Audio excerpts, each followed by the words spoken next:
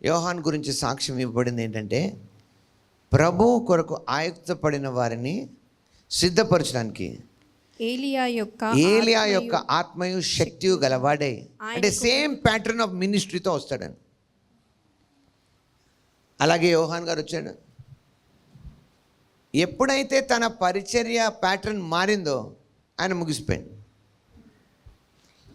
నీ పరిచర్య ఏంటి, మన పరిచర్య ఏంటి కడవరి దినాల్లో?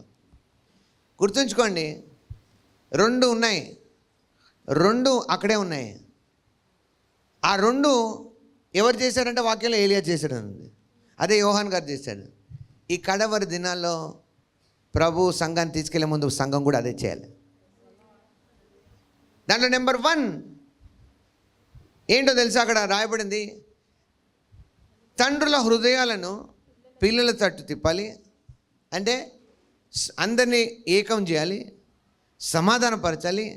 రెండోది అవిధేయులు అంటే సువార్త నెరగక, దేవుని వాక్యం నెరగక అవిధేయంగా ఉన్న వాళ్ళని, దేవునికి దూరంగా ఉన్న వాళ్ళని నీతిమంతుల జ్ఞానం వైపు తిప్పాలంట.